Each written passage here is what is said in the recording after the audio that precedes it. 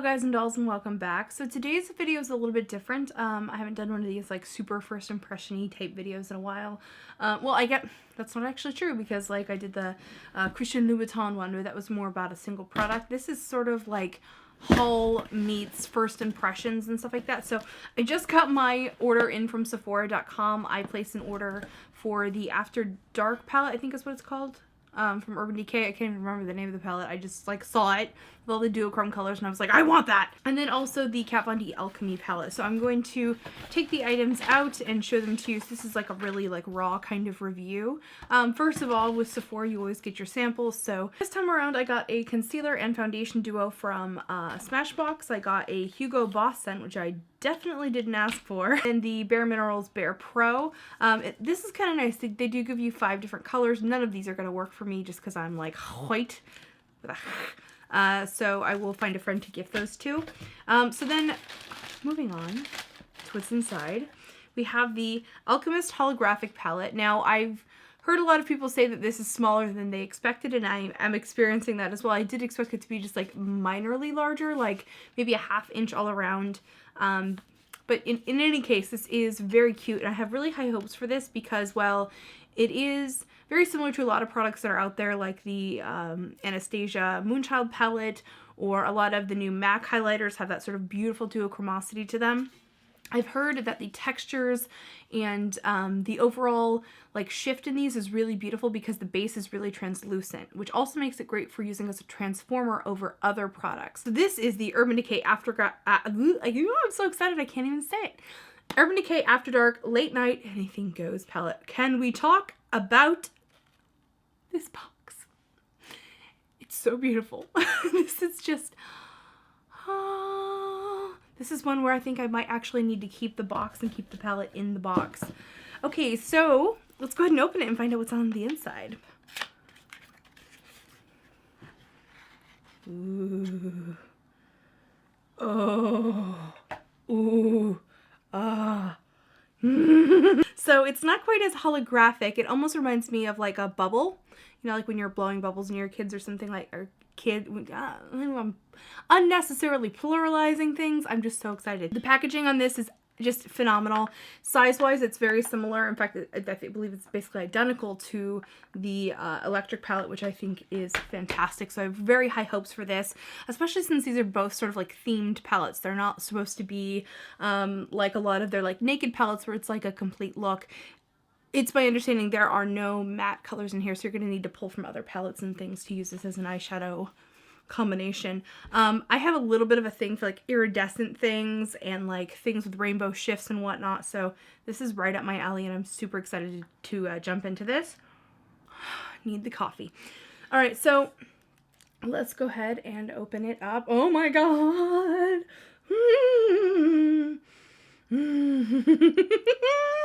Okay, so this has quite a few of their duochromatic colors like Lounge, which I've been wanting for a really long time. And a couple of these I've seen in other palettes, whether or not they're permanent, I don't know entirely. I don't know everything about everything.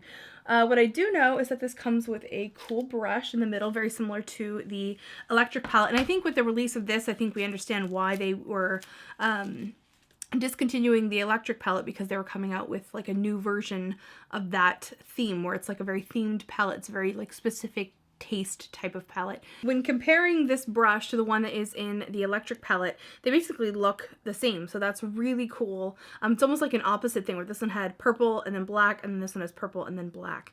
Very kind of cool juxtaposition there. So excited about these eyeshadows. Because these are all shimmery though, I am going to find some other eyeshadows in my collection to pair with it to make a complete look. So that's just really quick. I just wanted to open that. I will have inserted some swatches here so you guys can get an idea of what the colors look like. Oh my Bob. Oh, like I just want to stare at this all day. I don't even want to film the video. I just want to like stare at my new baby. Do you guys know how that is? Like when you get like a new makeup item and you're just so excited about it, you almost don't even want to like use it yet. You just want to like stare at its beautiful perfection for a little bit longer. This is so pretty. I'm so excited. Okay, so moving on to the other piece, which is the Kat Von D Alchemy Palette. So, or Alchemist Holographic Palette is what they call it. So this is the outside packaging. It's beyond beautiful. I love the triangle shape. I think it's something new and different, and I really love it when companies do something that's a little bit beyond your average everyday kind of palette. So then we are opening it up, and ooh, this is really pretty. So it's a white package, and I'm not sure how well you guys can see it on camera. It has a very subtle holographic shift to it, which I think is quite lovely because it's not as loud and in your face. It's very like adult holographic, if that makes sense. It's not as like loud and in your face. It's very subtle about it. I like that. Okay, so then opening it up.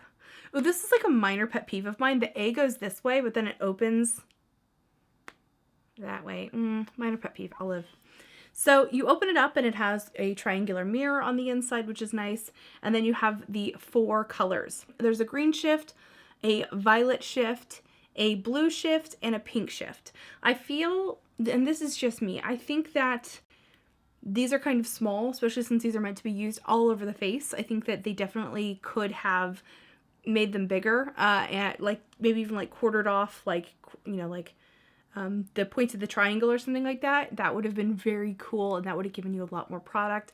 With that said, I don't know, maybe a little goes a long way with these. I haven't tried it yet, so let's go ahead and play. So first I want to swatch the Alchemist palette. And unfortunately, I was like sort of like minorly out of frame for the first couple of colors here. So the first one I'm doing is the emerald green. I'm noticing that they're very silky and a little bit on the powdery side. So you'll notice that like there's a little extra deposit that I then like sort of swipe out.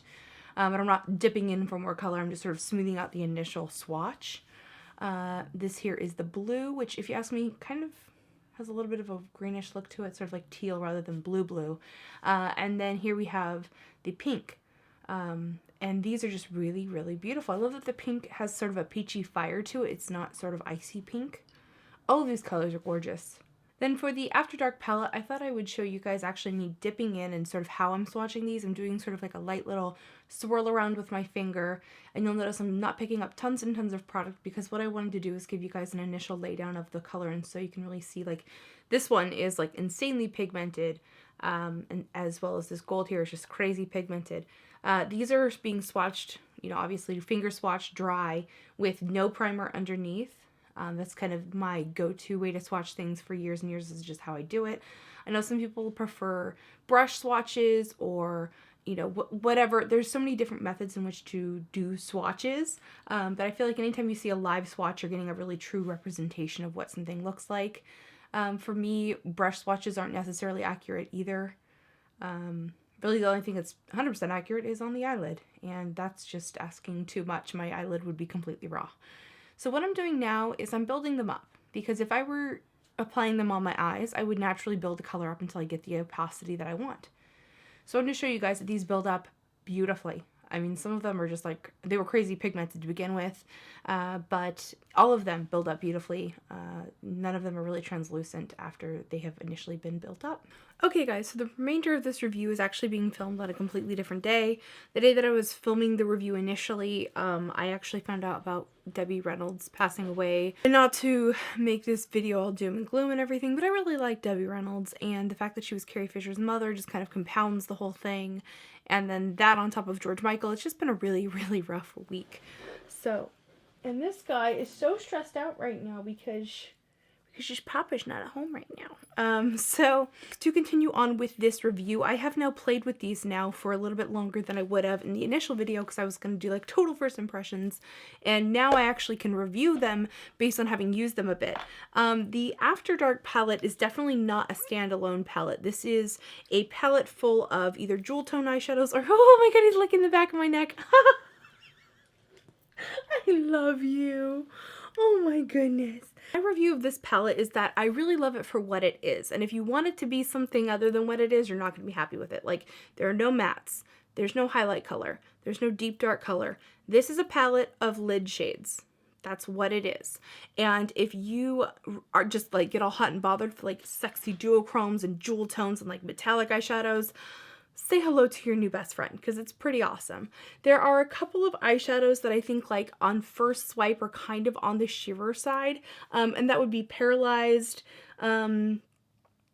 I guess actually, well, Paralyzed and Druggy both kind of need some work, which is kind of ironic because if someone was paralyzed and or a druggie, they would probably also need help. Maybe that was intentional. If you use some sort of eyeshadow base, like a dark, liner or something like that, they're going to really pop and everything. It's just kind of the nature of this type of shadow. And also because the formula here is very silky and very like smooth and silky, and it blends almost too well. It makes them really beautiful, and it makes them textureless on the eyelid, which is something I deeply appreciate as somebody who is over 30 years old. It also can be a little bit tricky when you go to blend them. They can get a little muddy. So that's something to just kind of keep in mind. You have to love this for what it is. It is not going to be your new everyday palette or anything like that. It's definitely a palette of lid colors, and it is a palette of beautiful shimmers and things of that nature. So love this. I'm really, really happy with my purchase overall. And then moving on to the Alchemy palette. So my final thoughts on this are a little bit mixed. I love the look of the palette. I really love the product. I think that the product itself is the bomb. I tested this against some of my other duochrome highlighters and stuff like that, and I can maybe make a video about that at a later date, like comparing it between different highlighters and stuff, and make that a separate video. For today, I just kind of want to focus on the one product. What I love about it is the product itself. Like, it's amazing the way that it goes onto the skin. It looks beautiful. It's translucent. It's just, oh my God, so silky. I love it. I'm in heaven with the product itself. But it's a huge disappointment how little you get. You are getting 1.53 grams of each one of these ones. That's like a MAC eyeshadow. And for something that is sold as something, it's a face and eye highlighter palette. So you would assume that they know you're going to put this on your face. So why would they give you so little product? Kat Von D, I'm like not really too keen on this because you gave so little product. And I think that that's super shady, to be honest with you, because you could have done this differently and given us enough product to make this a good product for the face.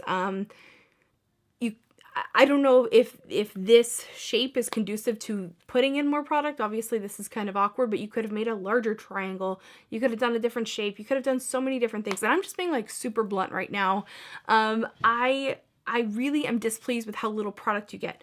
With that said, I still really love it. And I would recommend it to a friend. I still would, because the product itself is so beautiful. But there are other highlighter options out there. So if you are budget conscious, this is not one I would recommend. If you were like, I just need like a bomb highlighter, especially if you need it in like a specific color and you don't care about having like all 4 colors or anything, I have some pretty good options for you. So let me know if you want to see that highlighter video. Like I said, like I kind of have this like flip-flop feelings about this. I'm like, yes, I really love it. I am happy that I have it. I'm really disappointed at the amount of product that you get. So that is my review of the Afterdark palette from Urban Decay and the Alchemy palette from Kat Von D. Overall, really kind of feeling this whole vibe right now. I'm digging it. The tutorial for this look will be coming up later. It's something that I thought I was just going to include it with this video, and then I got like really carried away and I realized that this kind of needed to be its own thing. So that will be coming up very soon. I might have Mikey do the voiceover for that because he's been wanting to do a husband does my voiceover challenge thing, and I was like, all right, if you want to do a challenge, let's do a challenge. So anyway, thank you guys so much for watching, and I'll see you guys in my next video. Remember to be vintage or tacky. Just be your own kind of beautiful. See you, bye.